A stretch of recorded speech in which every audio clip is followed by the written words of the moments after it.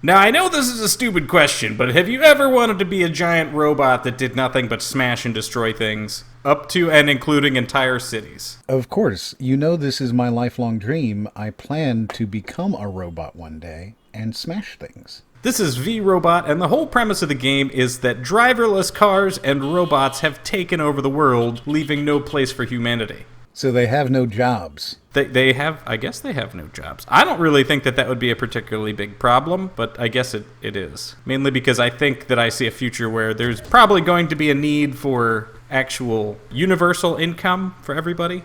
I can see automation, bringing that. It's starting to look that way. Automation's really doing a lot. It's funny because, cashiers are going to be gone. Like, that's a job that's gone. It's just gone. Good. I mean, the less people I can interact with on a daily basis, the happier I'll be. No, sure, but that job also represents most jobs that people have. Wow, there's some weird talky voice there. The little robots talk back to you when you pick them up, and unfortunately, you can't smash them to pieces or make them explode, which is unfortunate because I think I would have really enjoyed that. Yeah, I don't like that. Anyway, so yeah, cashiers are definitely gone. Pretty much any job is gone. Even management is easily taken out by automation because you simply have to have a robot that tells people what to do. People managing is remarkably easy to automate. That kind of stuff, what you're going to see is super high level robot owners managing stuff because, they'll... Are you saying that robots will be afforded ownership rights in the future? No, I'm talking about... That's a bit scary. I'm talking about owners of robots, right? Oh, okay. They'll manage stuff by managing the robots. And, I mean, come on now. Here's the thing, right? How are they going to do that? When you look at something like Google, they don't even know how their own algorithm works. They have no idea. Yeah. What they do is they tell the robot, build an algorithm that does this, that improves watch time, that gets more clicks, that shows more ads, right? And then the robots build an algorithm that does that, but they have no idea how it does it or what it's actually looking for. They just know that they're trying to get X, Y, and Z improved, and therefore the robots will handle that for them. So yeah, middle management's gone. Higher level management, yeah, they'll still be there because they're the ones who are rich and they're not going to get rid of their own jobs. Vets. I imagine it would be hard to convince a robot to give you leeway because your child was sick. No, that's the thing. Because all you have to do is say you have this many days, right? And you have to do this and this and this, just like with anything else. And you know what the thing is that it's going to, as a robot, it's going to look at it and go, you've had this many days, therefore you're fired. And it will do it without any human being coming in. That's horrible. Oh, it's going to be terrible. But the thing is, that robot's going to come in and it's going to say, this particular person has been fired automatically because they produce very little work when they're at work, and they produce 75% less work. They also take extra days off. They cost more than they, and so on. And it'll just be taken out by a robot. It's going to be a really difficult time for slackers, that's for sure. Like I said, I see a time when a universal income will be not only necessary, but celebrated because it's absolutely stupid. It's going to have to be. We're not, the purpose of your life is not to run a cash register. No. Dream big, people. This stuff is, it's beneath all of us, to be honest. And I can get what people say. Sure, you get satisfaction out of doing a good job and working and all that stuff. But at the same time, maybe we're all meant for more than that. The more automation can take over, I think the better we'll be as a species. I'm perfectly fine with automation. I don't want to be that. I'm not a huge fan of the idea of universal basic income simply because I'm not sure where that money comes from. But I feel like a very easy way to do it would be to say, hey, if you build a robot that takes a person's job, you have to pay this much in taxes. Then you have to pay an extra amount in taxes. It will still be more efficient. It will be a higher productivity because the robot doesn't sleep. There are no 8-hour shifts. You're essentially, when you take one robot and put it into what would normally be a 8-hour shift, you're getting 3 years of work out of that robot for every year because they're working 24 hours, not 8. Yeah, that's a very good point. You're getting additional productivity. They also don't take breaks. They don't go out and have a cigarette. They don't need lunch. They don't need healthcare and all these other things. So you're saving money even with an additional tax that would pay for a universal basic income. But at the same time, it doesn't matter. All of our jobs are gone unless you're a vet, unless you're something like that where you have to be a person. And there's not, when you really think about it, there's not a lot of jobs that require a person. You don't need a person to design your website anymore. You don't need a person to write movie scripts anymore. You don't need a person to write music. I was actually just reading an article about this yesterday, and they were talking about the future of automation and how everything is going to be changing. And they said even people who think that their jobs could never be automated forget to realize that most jobs are not either a complex task or a simple task. What they usually are is a series of simple tasks. Robots used to be bad at it because each task had to be individually programmed. But now that we can sequentially order a robot and program a logic network for the robot, it's much, much easier Absolutely. to say, you're going to do this, and here's a billion other different neural network possibilities of things that could happen. And program even, a doctor robot, a diagnostic robot, really just about anything. Of course, if you use a computer at your job and it is the primary thing that you do at your job, then you can be automated 100%. So I feel like we got a bit off topic here. That being said, VRobot is about being the retribution of these. I guess you're taking back the automation. I don't get it. But whatever. It looks like fun, and it's pretty.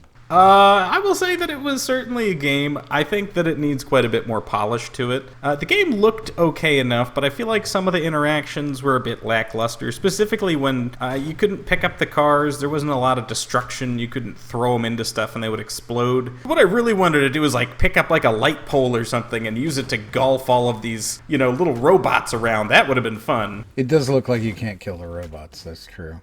You cannot. You can certainly throw them off the map for some reason, but that's not nearly as satisfying as being able to squish them between my hands and under my feet. I noticed that when you leave your level, you have to Hodor. Hodor, yes. You have to Hodor. I saw that, and I think I shook my head. I was like, no. You made the joke. Never make the obvious joke.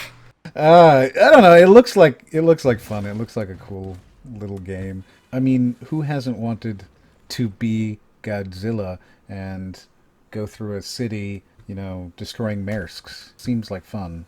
It was definitely fun, but I think that you need a greater degree of destructibility and everything should be interaction with the level itself. Yeah, you should be able to destroy everything. Absolutely. You know what would be really cool, I think? Especially if they decided to make this a bit bigger, because it does look a little limited. It's a small little island there. If they were to make this a little bit larger and give you some of those superpowers that you see in Godzilla or Gundam films. I know what you're talking about. I like it. I'm talking about flame breath lasers, right? And I'm talking about a charge ability. Could you imagine standing on one side of a city, pressing your charge thing and just pushing through the city?